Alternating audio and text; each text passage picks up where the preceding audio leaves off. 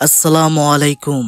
এই যে মেয়েটিকে দেখতে পাচ্ছেন তার নাম রত্না, তবে তার সাথে শারীরিক সম্পর্ক করত এক ভয়ঙ্কর জিন।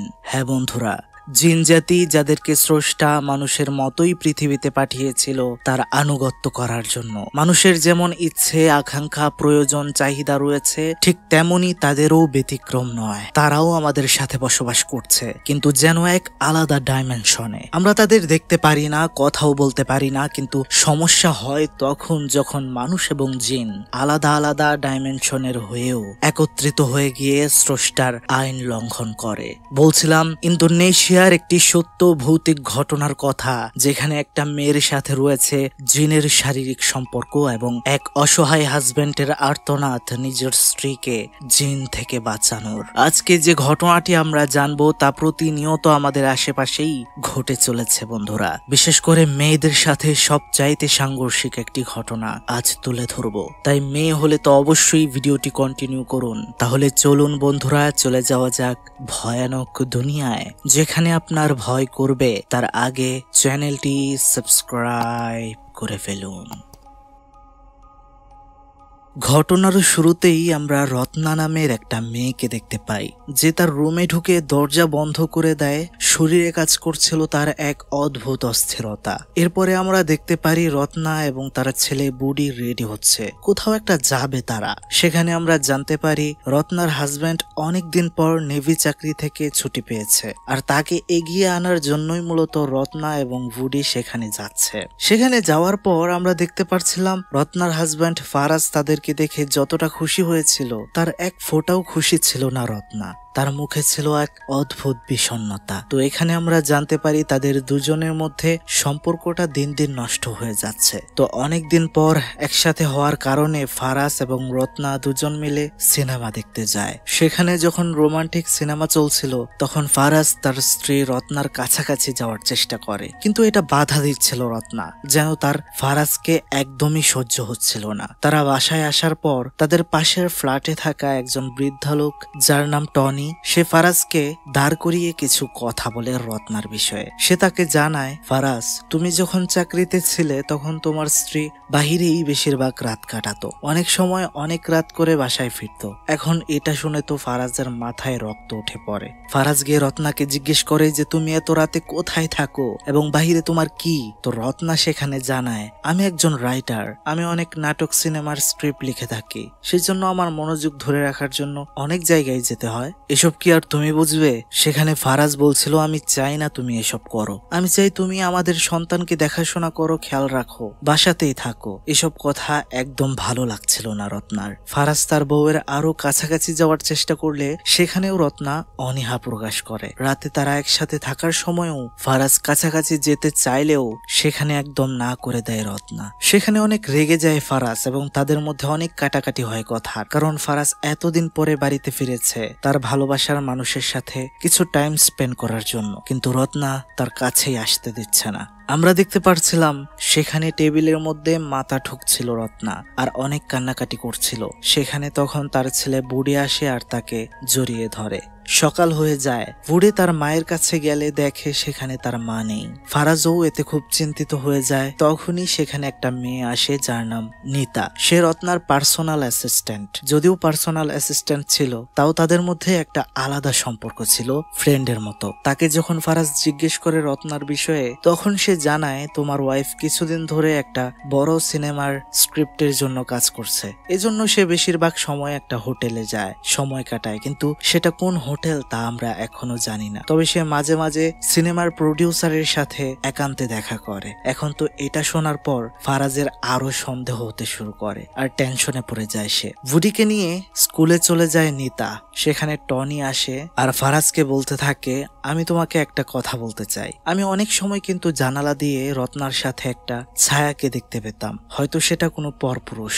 নিশ্চয়ই তুমি না, কারণ তুমি তো চাকরি করো। এখন এসব কথা শুনে মানসিক শান্তি হারিয়ে ফেলছিল ফারাজ। তখনই আমরা দেখতে পাই রত্নার রুমের সেই কোলবালিশটা এক ভয়ানক অবয়বে পরিণত হয়েছে। যাই হোক, এরপর আমরা দেখতে পাই অনেক রাত হয়ে গিয়েছে, কিন্তু রত্না এখনো বাসায় আসেনি, যে কারণে রত্নার সব ফ্রেন্ডদেরকে কল করে তার খোঁজ খবর নেওয়ার চেষ্টা করছিল ফারাজ, কিন্তু সে কোনোভাবেই তাকে পাচ্ছিল না। তখন সে সেই সিনেমা প্রডিউসারের নাম্বার খুঁজে পায় যার সাথে রত্না কাজ করছে। সেখানে কল দেওয়ার পরে রত্নার বিষয়ে জানতে চাইলে সেই প্রডিউসার তাকে বলে, দেখো সে হয়তো কাজ করছে, তাই তাকে বিরক্ত করো না, তাকে বিরক্ত না করাই ভালো হবে, সে সময় মতো নিশ্চয়ই চলে আসবে। আমরা দেখতে পারছিলাম এটা সহ্য করতে পারছিল না ফারাজ, তাই সরাসরি সে চলে যায় সেই সিনেমা প্রডিউসারের কাছে। তার সেই সিনেমা প্রডিউসারের উপর সন্দেহ হচ্ছিল। তার কাছে গিয়ে সে ভীষণভাবে থ্রেট দিতে থাকে আর বলতে থাকে রত্নার থেকে যেন সে দূরে থাকে। কিন্তু সেটা খুব ভালো মানুষ ছিল না, সেটা আরো রাগিয়ে দেয় ফারাজকে।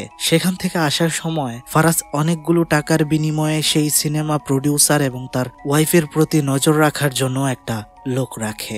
এদিকে আমরা দেখতে পাচ্ছিলাম একটা হোটেলের রুমে সময় পার করছিল রত্না। ওয়েটার যখন খাবার নিয়ে আসে, সে ভেতরে ঢুকতে চাইলে রত্না ঢুকতে দেয় না, সেখান থেকে চলে যেতে বলে। নিতা বুড়িকে স্কুল থেকে বাড়িতে নিয়ে আসার পর সে ফারাজের কাছাকাছি যাওয়ার চেষ্টা করছিল। তখন সেখানে বুড়ি এসে বলে তাকে গোসল করিয়ে দিতে। আর আমরা দেখতে পারছিলাম ফারাজ তার ছেলেকে গোসল করিয়ে দিচ্ছিল। সেখানে তার ছেলে তাকে জানায় যে তার মা কিছুদিন যাবৎ খুব অদ্ভুত আচরণ করছিল। সে বলছিল তার সাথে তার মা আগের মতো একদমই সময় দেয় না, শুধু ঘরের মধ্যে একা একা কি যেন করে। তখনই বুড়ি বলতে থাকে মা এসেছে, মা এসেছে, এটা বলে সে ভয় কেন যেন পানিতে ডুব দেয়। আমরা দেখতে পাই সেখানে রত্না আসে। রত্না আসার পর ফারাজ তাকে অনেক জিজ্ঞাসাবাদ করতে থাকে সেই সিনেমা প্রডিউসারের বিষয়ে। এতে তাদের মধ্যে অনেক কথা কাটাকাটি হয়। রাগে জ্বলছিল রত্না। কিন্তু তখনই বুড়ি দেখতে পায় রুমের ছাদের মধ্যে লাল লাল রক্তের ছাপ পড়ছে। এটা দেখে সে খুবই ভয় পেয়ে যায়। আর আমরা দেখতে পাই অন্যদিকে রত্নাকে জিন পজেস করে ফেলেছে। তার চোখগুলো হয়ে যায় একদম সাদা বর্ণের। তখনই বাড়ির লাইট অফ হয়ে যায়। এই অন্ধকারের মধ্যে শুধু কিছু অদ্ভুত আওয়াজেই শুনতে পারছিল ফারাজ। সে রত্নাকে খুঁজছিল, পাচ্ছিল না। সে যখন মোমবাতি জ্বালায়, সে যা দেখতে পায় তা দেখার জন্য সে মোটেও প্রস্তুত ছিল না। সে দেখতে পায় রুমের ফ্লোরের মধ্যে বসে রয়েছে রত্না।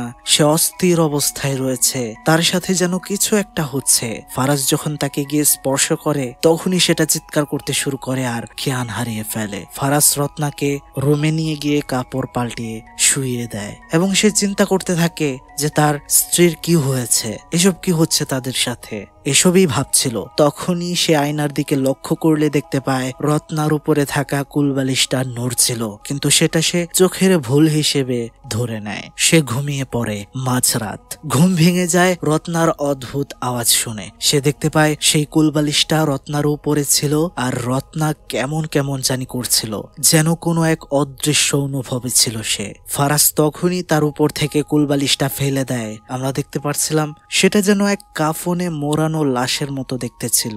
ফারাজ তখন কল করে সেই এজেন্টের কাছে এবং সেই এজেন্ট তাকে জানায় আমি সেই সিনেমা প্রডিউসারের গতিবিধি অনেকদিন ধরেই লক্ষ্য করছি, কিন্তু তেমন কিছুই দেখতে পারছি না। ফারাজ তখন সেই এজেন্টের কাছ থেকে সেই সিনেমা প্রডিউসারের ঠিকানা নেয়। সে খুবই বিব্রত ছিল এবং খুবই কষ্টে ছিল এবং চিন্তা রহস্য তাকে গ্রাস করছিল। তো হঠাৎ করে বাড়ি থেকে রত্না বের হয়ে গেলে সে কোথায় গেল এটা খোঁজার জন্য সেও বের হয়ে যায়। সে চলে যায় সেই হোটেলে। সেখানে গিয়ে সে সিনেমা প্রডিউসারকে পায় আর ধমকাতে থাকে এবং থ্রেট দিতে থাকে আর রত্নাকে ডাকতে থাকে যে কোথায় আছো তুমি, বের হয়ে পড়ো, আমি বুঝে ফেলেছি যে তোমার কি হয়েছে। কিন্তু বন্ধুরা, সত্যটা তো আর এটা না। সেখানে সত্যিই রত্না ছিল না। তাহলে সে কোথায় গিয়েছে? এদিকে আমরা দেখতে পারছিলাম বাড়ির মধ্যে সব যেন কেমন ভৌতিক এবং রহস্যময় হয়ে গিয়েছে। ফারাজ যখন বাসায় ফিরে সে দেখতে পায় রত্না গোসলখানায় উলঙ্গ অবস্থায় পড়ে রয়েছে এবং তার উপরে ছিল সেই কুলবালিশটা।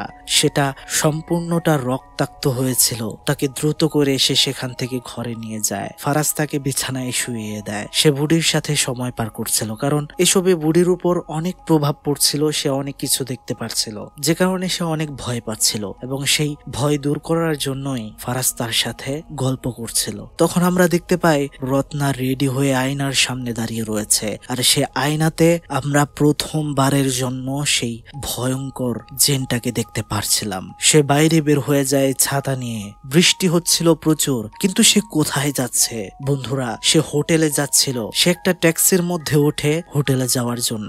রাস্তায় এত রাতে একটা মেয়েকে সেই ট্যাক্সি ড্রাইভার পেয়ে সে রত্নাকে সিডিউস করার চেষ্টা করে। সেই বাজে ড্রাইভারটা যখন রত্নার শরীরে হাত দেয় তখনই সে দেখতে পায় তার পাশেই বসে রয়েছে সেই ভয়ঙ্কর জিনটা। এটা দেখে ড্রাইভার খুবই ভয় পেয়ে যায়, গাড়ি থামিয়ে দেয়, নেমে পড়ে রত্না। কিন্তু সেই জিনটা সেখানেই গাড়ির ভেতরেই ড্রাইভারকে একদম শেষ করে দেয়। এটা দেখে খুবই খুশি ছিল রত্না এবং সে নিচে যাচ্ছিল।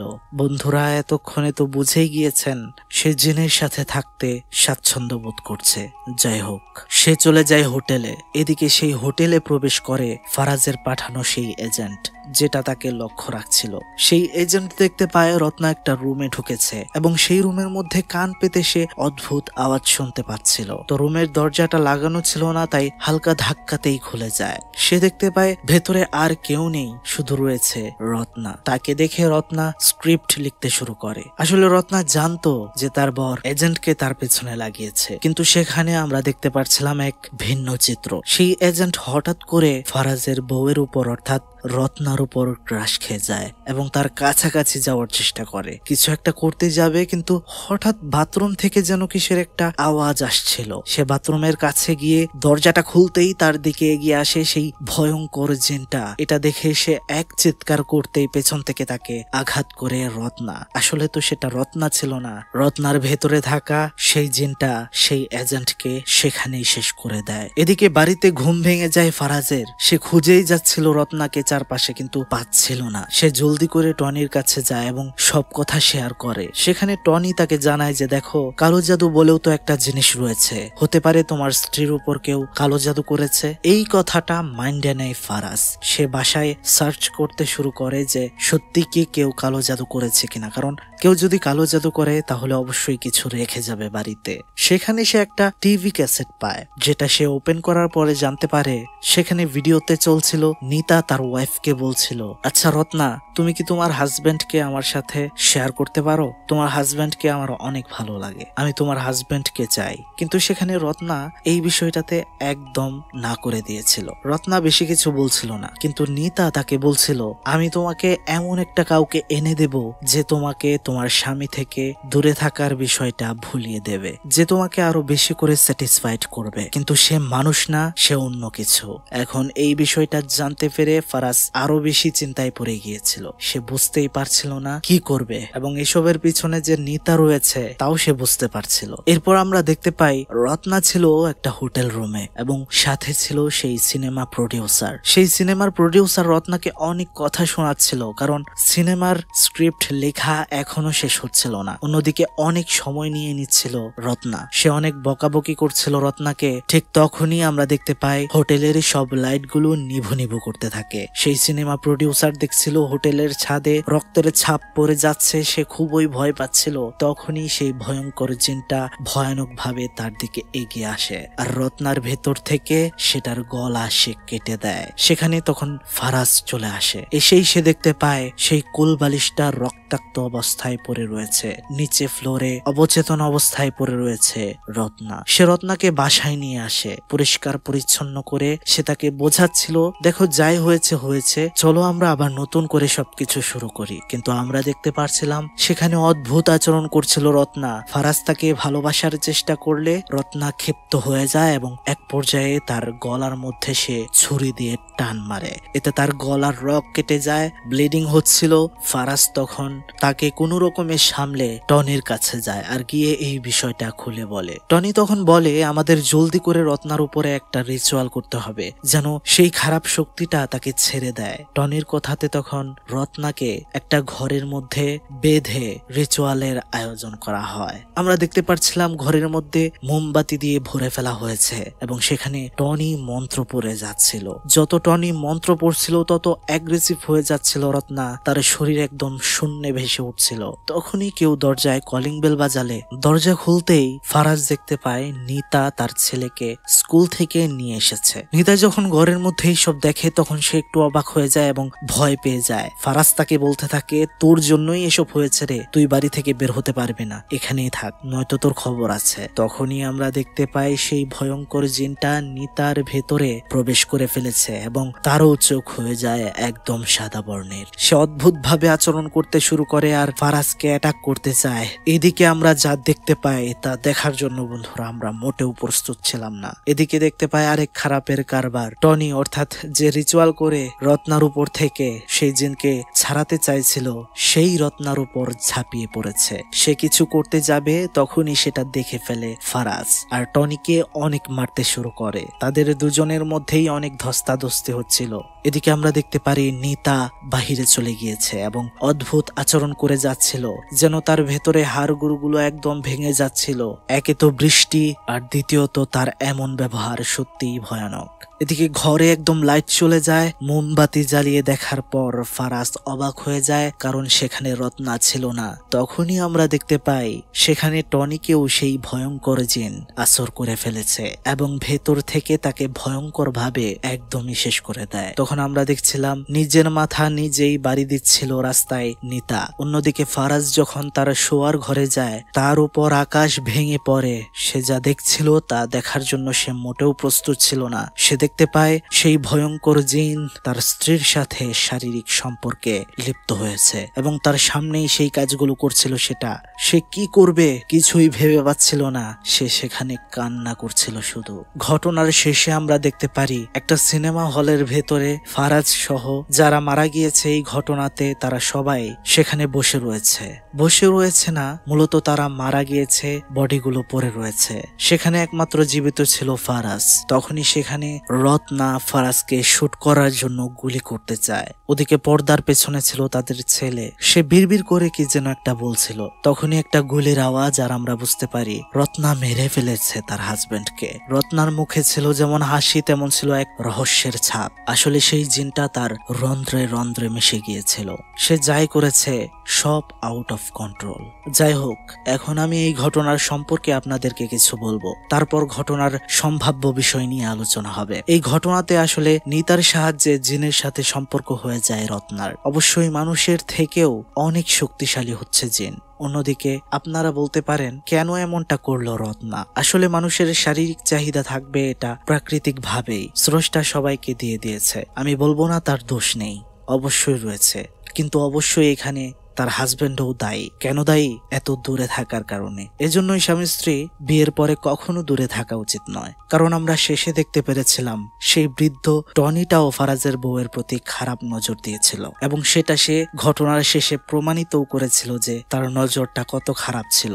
একাকিত্ব কাটানোর জন্য জিনের সাথে সম্পর্ক হয়েছিল রত্নার, যেটা মোটেও উচিত হয়নি। কিন্তু তা বলে এটা ভাবা একদমই ঠিক নয় যে সেখানে রত্না তো জিনকে এনেছিল, তার সাথে সম্পর্ক করেছিল। আমি তো আর জিনের সাথে সম্পর্ক করব না। তবে বোন আপনাকে জানিয়ে দেই, জিন মেয়েদেরকে অনেক ভাবেই অ্যাটাক করে আর এটা প্রমাণিত। সেসব মেয়েদেরকে জিন বেশি অ্যাটাক করে যেসব মেয়েরা পবিত্র থাকে না। এবার আসতে পারে আসল প্রশ্ন, বলতে পারেন এটা কি কখনো সম্ভব?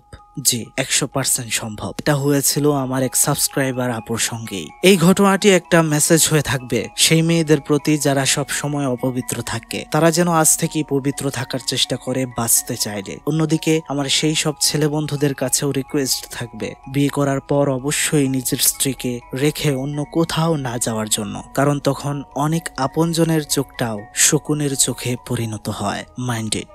যাই হোক বন্ধুরা, কেমন লেগেছে আজকের এই ঘটনা তা কিন্তু অবশ্যই কমেন্ট বক্সে জানাতে একদমই ভুলবেন না। ভালো লাগলে অবশ্যই প্লিজ চ্যানেলটি সাবস্ক্রাইব করে দিবেন, এটাই আশা রাখি আপনাদের থেকে। তাছাড়াও কমেন্ট বক্সে জানাতে পারেন কোন সব ঘটনা আপনাদের বেশি ভালো লাগে, তেমনই ঘটনা নিয়ে আসার চেষ্টা করব। আর হ্যাঁ, আপনাকেই বলছি, আপনি কিন্তু আমাদের ভিডিও ঠিকই দেখেন কিন্তু চ্যানেলটি সাবস্ক্রাইব করছেন না। প্লিজ ভিডিও মিস করতে না চাইলে অবশ্যই সাবস্ক্রাইব করে দিন। আজকের মতো বিদায় নিচ্ছি, দেখা হবে অন্য কোনো ভিডিওতে। সে পর্যন্ত ভালো থাকবেন, সুস্থ থাকবেন, অন্যকে ভালো রাখবেন আর আমার পাশেই থাকবেন। আল্লাহ হাফেজ, আসসালামু আলাইকুম।